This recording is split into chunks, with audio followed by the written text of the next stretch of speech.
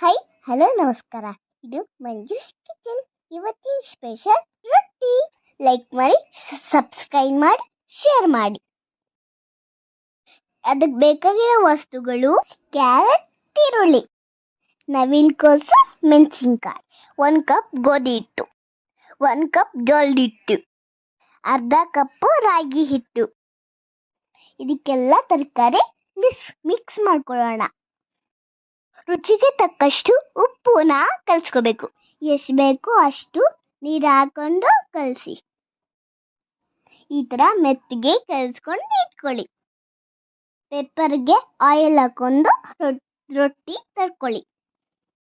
ಈ ಥರ ತರಕಾರಿ ಹಾಕೊಂಡಿಂದ ನಮ್ಮಂಥ ಮಕ್ಕಳಿಗೆಲ್ಲ ಇಷ್ಟ ಆಗುತ್ತೆ.